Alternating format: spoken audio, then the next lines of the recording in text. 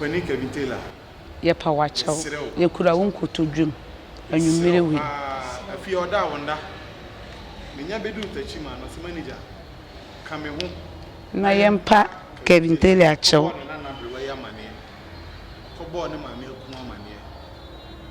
na mse no se mabedu tachima nko ade a ti ye siro nkramofo ya ye achiri wie ye ni diyo na ye bu nkotodwa ye de pa wacha nti hunu ye mobo na jo chew pai baby the way do mama Yanaka na inahi I let the way you teach me enter when nobody know why the blessing nobody go for radia samaba radin abede ke efe ke kelege ke ma pass fefe yo Ghana for ya mama dru anwumere ye mo bibia dwom eba afidie yiso ye eye me mami kuma ba Efya wadi anyamo nsem a kire Kevin Taylor ti ye na mafidie so e de chopa emam se ye panacho di akora na ye bia wonfa nkyem obi funku a obi mfumunwa oye panyini sin akwala na de usha ti ye di nkotodwe ene chopa ena mafidie so se ye panacho onfa akora na mfumso boni bi a waye bia wonfa nkyem na wonsan je ne back na ono ne ntena ofeso ma won hwede ye waye ye panacho ebu nkotodwe e de sere no Bible kura eba pa Kevin Taylor chow se won fanchem pia on fanchem bi ensi bium de waye no ebi nsi bium nti ye panacho on fanchem at the same time so TikTok for you na Efya followers Efya fans social media so TikTok WhatsApp Instagram Twitter nyina atia o ejina busu nyina na e panacho new manager as I say Peter Efya esre ese ye Efya ye bia on fanchem obi Efya atia ne na so akasa atia ne bia ye na mafidie we so esre TikTok phone na macho die asino ebi nsi bium ebi ensi bium iti opani Kevin Taylor ye pa wacha ye kura won kotodwum anwumere wi Efya oda wonda menya bedu tachima no se manager kame ho na ye mpa Kevin Taylor achew na brewa ya mane ko bo ne mame akunu amane na mse no se mabedu tachima nko ade a untimi nkosa without say ube chopa ebe first day so e de amaka topani ese Efya oyoba ubetimi di opebia ubetumi di aye no yoba ubetumi awon ebi nsi biem center obia Efya kasati awo e wo media yi so TikTok babia fidie koduru bia ye panacho ye maame abrewa yi atimi abun kotodwe di ane yasasem kase asi nti esrew bia fa Efya mfum so nche no bia fa Efya bon nche na ye make sure say this time around ebi asino ebi si biem Efya nya bibiem onye biem onka senti obia biem Efya then I'll catch Kevin Taylor Kevin Taylor mpa cho manye ni ye mahu ne ya mkoka no kurenti fambo ne chem enye sabi bi si bi family wo ba ye obi bia nsem ya akwala mesrew nti sana Efya akasa no sana Efya akasa no yesre se obia fa Efya mfum so nche Obia mfa na fe momfa mompaebo entire chi because afa ne be start adwuma na vintage afacha na mkotodwa ni na ya meya why facha na yesre se de Efya kan bia tie obia mfa ncha yesre e facho die kwanso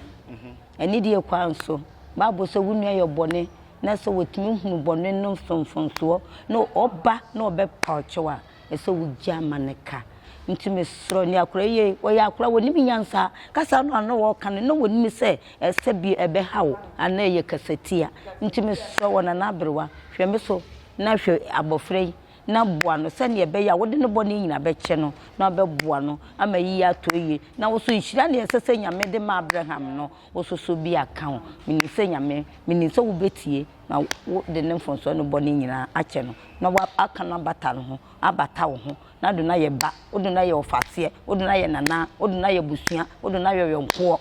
ntime srewada hwe yenim ne tie kasa na fa no bone nyina ache no ni so betie no be ya mana boso sankanya me aha ye papa Kevin Taylor yesro Efya woye wo ba minim ode minim de we a wo age te woye wo ba ti se woye ade na enya utimi tia no ase wo ba ana ase wo faase ana ase wunua ba bi utimi tia no ebisa adwuma wo ye no enya adwuma ketewa obewie na bia wa be buanim tia ana bia wa be kasa bia ni se yede emfata ede chiro ti ende de obeye bia utimi yede utimi tia no ti yesro nkramofo ya achiri wie ye ni diyo na ye bu nkotodwa ye de power chonti hunu ye mobo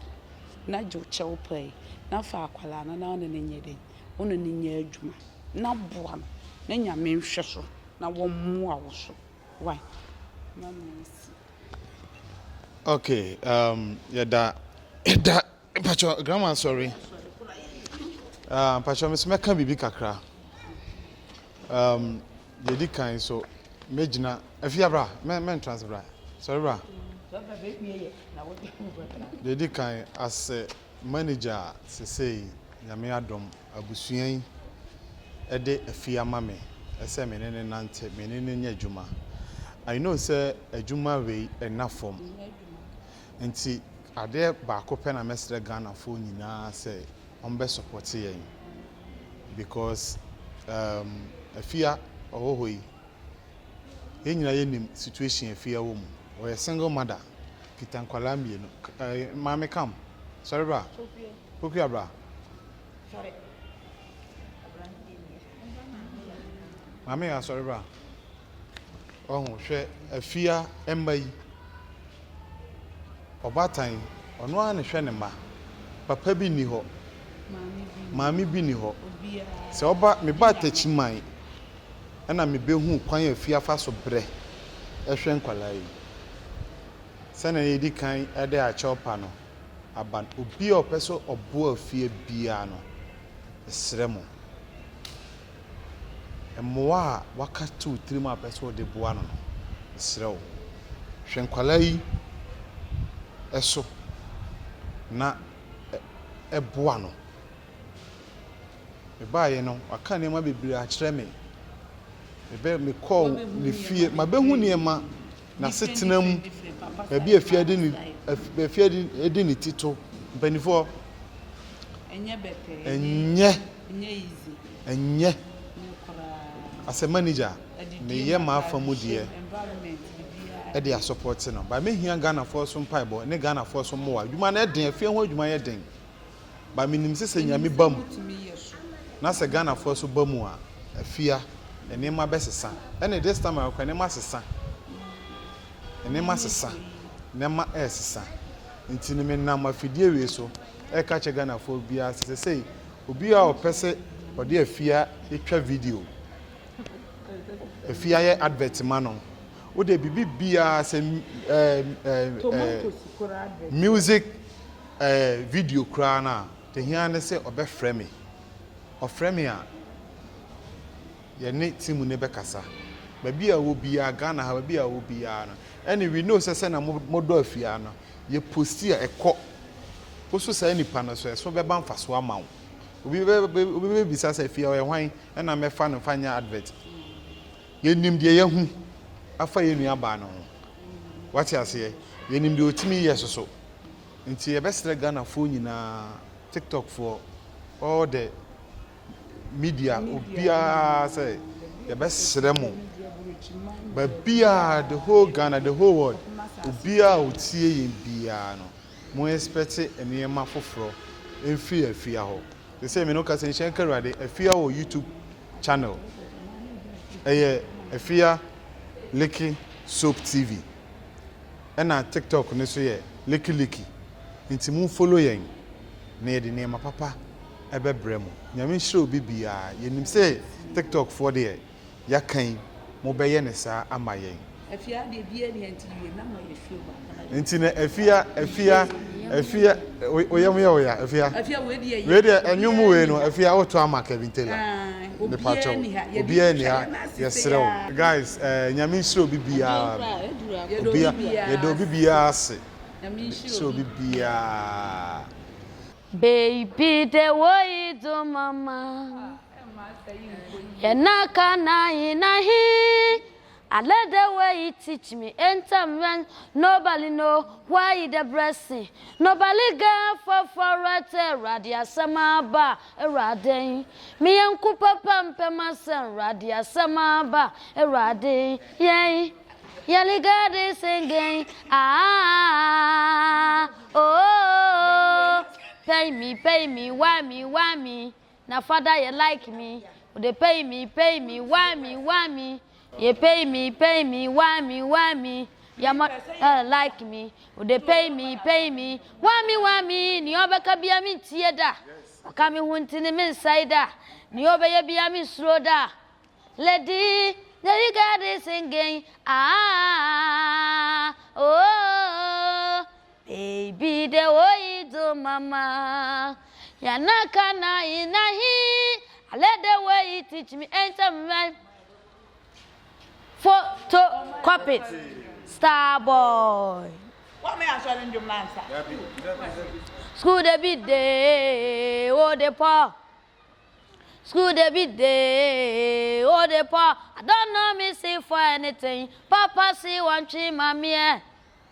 Shata, Wale, Bisway, a pupay, me pacha one, a refrain, me school same thing, I'm a frewu, me tifie, me go school. Yantam na bebwa me dachini we Shata kabima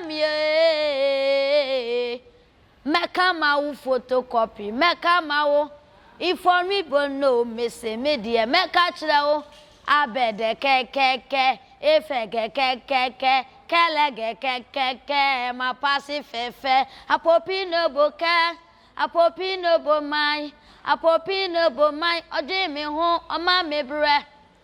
mini bi na so mpeme kakra bade a wo ba Efya no wa wo se anya no sika bade a wo de wanim sa danko na sekako opamo jimifu afichire diajo akwaba mu fi samani ate enti ukọ e wasen aba awonche kakra Efya fa mu nti o waja na kofo ofi na jamna wo yale ana o hopopo ana se oti wo so ge ya kire me oma ni so krata me wama tamfu nyam se dia first na na me ye first na me kire me nyam snap say ya first na me kire ma me oni majai afe wo pede an ana wabodam wawe de an se sia me pama ni o se sia me wika ko akola keto awu ya stubborn na no fija ko maame me ponchi wanu ansa na ana wo se de an chama me ni wawe o ba ma first na me ye kwajo me se kwanso osolamo me na mablobo kwanso awu chire ntima bedi obi man so sikasem ntima flo nya me kwanso wa hwe kantimi timi na me mpaso erwade bie kwan ma me o na me mfaso obi ka so obeboa me nanso me ko ni fia ma ni bisa me kwanso me bo mama ni o ka se yo nanso me ko fa ne mabu osabi kwanso me de ba no kana be hia gu akwa ye ka se mfa wani ntu oni paso wat oni pa ba juju wa koja fa ho bo ye wa ma wa baso